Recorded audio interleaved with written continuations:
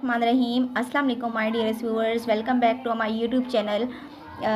आज की मेरी इस वीडियो का जो टॉपिक है वो है electronic configuration, how we can do electronic configuration in a very easy way method.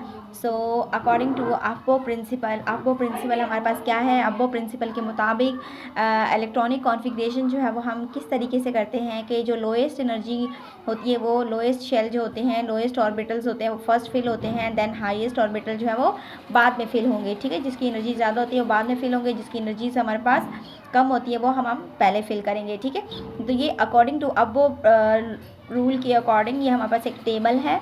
इसमें हम लोग कहाँ से जाएंगे जी, टेल टू हेड की तरफ, यानी स्टार्टिंग एंड हमारा ये रहा और हमारा लास्ट एंड ये रहा।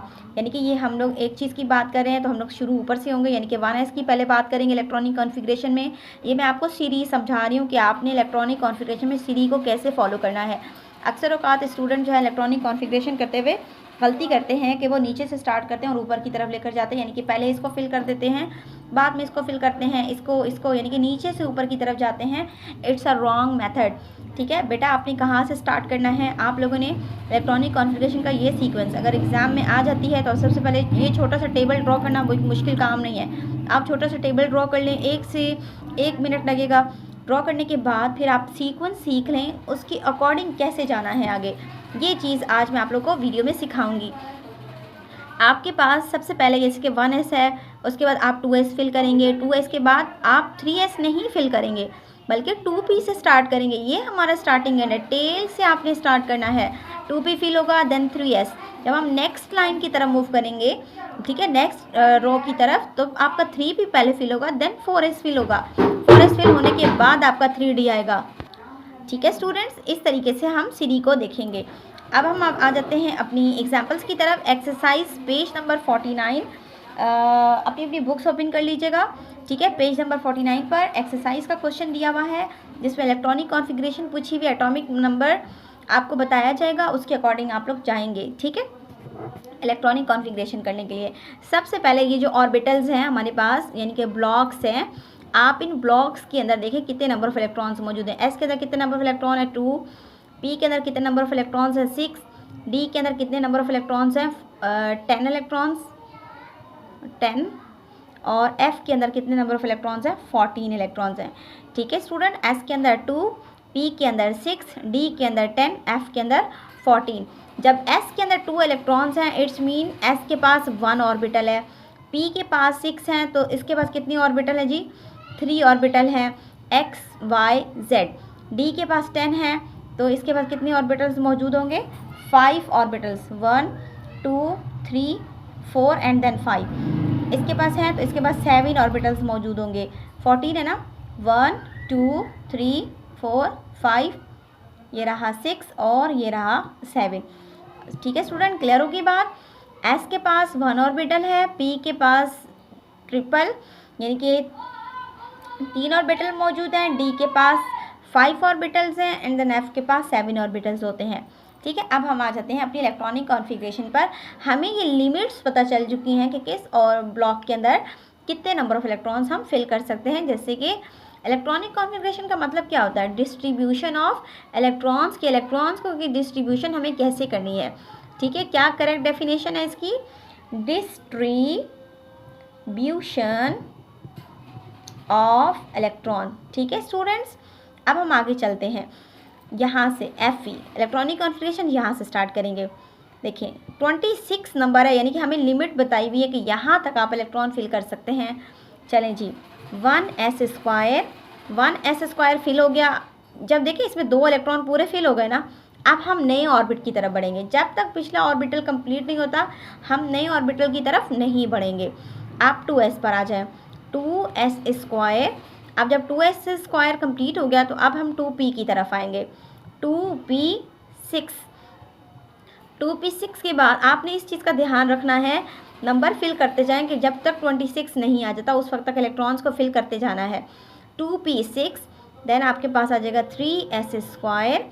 3s स्क्वायर के बाद 3p6 देन आपके पास आएगा 4s स्क्वायर, देन आपके पास आ जाएगा 3d। अब d के अंदर 10 इलेक्ट्रॉन्स होते हैं पहले मैं पीछे से काउंटिंग करके लेकर आऊँगी कि मैं कितने इलेक्ट्रॉन्स फिल कर चुकी हूँ, जितने रिमेनिंग रह जाएंगे वो मैं डी में फिल करूँगी। ठीक है, ठीक है स्टूडेंट। अब हम इसके नंबर्स काउंट करते हैं, 6, 7, 8, 9, 10, यानी कि इनके अंदर कितने इलेक्ट्रॉन्स आ गए हमारे पास, ये रहे 10। अब यहाँ देखें, ये रफ लाइन लगा रही हूँ मैं, 6, 7, 8, 9, 10, इसमें भी 10 इलेक्ट्रॉन्स आ गए। अब 10 + 10 20। अब रिमेनिंग कितने इलेक्ट्रॉन्स रह गए, 6 इलेक्ट्रॉन यहाँ पर रह गए। वो 6 के 6 इलेक्ट्रॉन मैं डी के अंदर फिल कर दूँगी। ये हमारी इलेक्ट्रॉनिक कॉन्फ़िगरेशन आयरन की कंप्लीट हो गई। अब नई बात सुने, हमारे पास यहाँ क्या दिया हुआ है, ब्रोमाइड दिया हुआ है, यानी कि Br के ऊपर -1 का चार्ज लगा हुआ है। तो चार्ज अगर आपके पास लगा हुआ हो तो इसमें टेंशन लेने की कोई बात नहीं।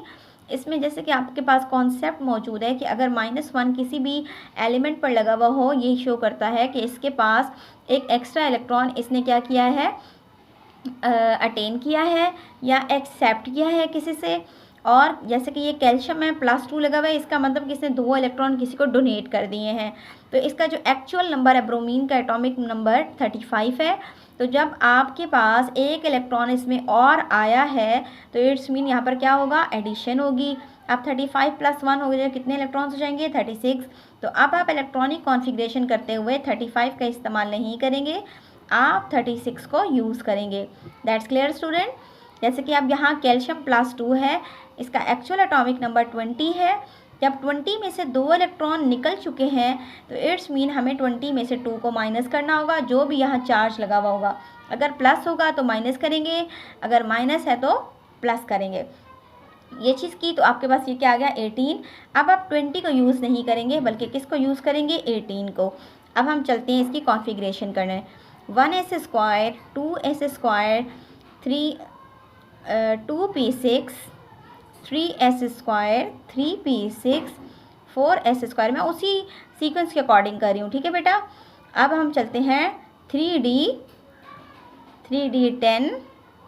अब आप चेक करें कि क्या आपके पास ये इलेक्ट्रॉन कंप्लीट हो चुके हैं। ये हमारे पास हो गए जी 10, ये हमारे पास हो गए 10, ये हमारे पास हो गए 10, यानी कि 30 हो गए। अभी हमें 36 चाहिए। तो 3d10 के बाद आप चेक करें कौन सा ऑर्बिटल स्टार्ट हो रहा है, 4p स्टार्ट हो रहा है। तो हम लिखेंगे यहाँ पर 4p। कितने इलेक्ट्रॉन्स रिमेनिंग रहते हैं, 6 इलेक्ट्रॉन। तो अब हमारे पास ये इलेक्ट्रॉनिक कॉन्फ़िगरेशन कंप्लीट हो गई ब्रोमाइड की। That's clear. अब हम चलते हैं अपने कैल्शियम की तरफ। कैल्शियम के अंदर से 2 इलेक्ट्रॉन निकाल दिए मैंने, 1s², 2s², 2p6, 3s², 3p6। यहाँ देखें, ये हो गए हमारे पास 10 और ये हमारे पास हो गए 8 इलेक्ट्रॉन। 10 + 8 18। ये हमारे पास कॉन्फ़िगरेशन कंप्लीट हो गई, ठीक है। अब ये हमारे पास है जी क्रोमियम 24। आ जाए, 1s², 2s², 2p6, 3s², 3p6, 4s², 3d। अब बात आती है यहाँ पर, देखिए डी ऑर्बिटल की बात, रिमेनिंग कितने इलेक्ट्रॉन्स रह गए, ये मेरे पास हो गए 10, ये मेरे पास हो गए 10 यानी कि 20। यहाँ पर रह गए 4 इलेक्ट्रॉन्स। लेकिन यहाँ एक और बात क्रिएट होती है, जब भी हमारे पास 3d4 का केस आ जाए या 3d9 का केस आए, 3d9 का केस इस वाले के अंदर आपको मिलेगा, ठीक है। 3d4 कभी भी नहीं होता, ये हमारी कॉन्फ़िगरेशन रॉन्ग हो जाती है। लेकिन अब हम कॉन्फ़िगरेशन को करेक्ट कैसे करें, देखें 10 का डी ऑर्बिटल में कितने इलेक्ट्रॉन्स होते हैं, 10 होते हैं। ये मैं ऊपर आपको बता चुकी हूँ। ये देखें डी के अंदर कितने इलेक्ट्रॉन्स होते हैं, 10। ये कंप्लीट फील्ड है। जब हम हाफ फील्ड की बात करेंगे तो हाफ फील्ड जो इसका होगा D5 होगा। तो कभी भी D9 या D4 नहीं होता। जब भी ये केस नज़र आए तो आपने अकॉर्डिंग टू अफबो रूल छोटे वाले ऑर्बिटल को पहले फिल करना है, बड़े वाले ऑर्बिटल को बाद में। तो ये देखिए बड़ा ऑर्बिटल पहले से कंप्लीट फील्ड है, तो आप इसके अंदर से एक इलेक्ट्रॉन डी ऑर्बिटल में जब शिफ्ट करेंगे तो आपकी कॉन्फ़िगरेशन सारी की सारी यही रहेगी। लास्ट के ऑर्बिटल में 4s1 हो जाएगा और ये 3d5 हो जाएगा। अब आप 3d4 की बजाय 3d5 फिल करेंगे तो अब आपकी कॉन्फ़िगरेशन बिल्कुल करेक्ट होगी। बाकी ये जो कॉन्फ़िगरेशन में इसमें भी ऐसे ही है। देखिए 1s², 2s², 2p6, 3s², 3p6, 4s², 3d 9 आ गया। अब ये मेरे पास 29 कंप्लीट हुआ है, बट ये वाला केस तो एप्लीकेबल ही नहीं है। तो हम क्या करेंगे बेटा, यहाँ पर छोटा ऑर्बिटल जो है, बड़ा ऑर्बिटल बाद में फिल होगा, इसके अंदर से एक इलेक्ट्रॉन 3d के अंदर शिफ्ट करके इसको कंप्लीट फील्ड बनाएंगे अकॉर्डिंग टू अफबो प्रिंसिपल, कि छोटा ऑर्बिटल पहले फिल होगा, बड़ा ऑर्बिटल बाद में फिल होगा। आई होप सो स्टूडेंट कि ये इलेक्ट्रॉनिक कॉन्फ़िगरेशन का सीक्वेंस और अकॉर्डिंग टू अफबो रूल आपको समझ आ गया होगा। आप मुझे कमेंट सेक्शन में लाजमी बताइएगा। आप लोगों का होमवर्क है कि आप लोगों ने स्टार्टिंग 20 एलिमेंट्स जो पीरियोडिक टेबल के हैं उनकी इलेक्ट्रॉनिक कॉन्फ़िगरेशन करने के बाद अगर आपको कोई भी इशू फील होता है तो आप कमेंट सेक्शन में मुझे बताएंगे, और 1 से 2 इलेक्ट्रॉन की कॉन्फ़िगरेशन कमेंट सेक्शन में लाजमी सेंड कीजिएगा, ताकि मैं चेक करके आपको बता सकूं कि आपको इस वीडियो के अंदर कितनी अंडरस्टैंडिंग हुई है। Thank you so much students for watching my this video and for your precious time. New video में बहुत जल्दी मिलती हूँ, तब तक के लिए अल्लाह हाफिज़।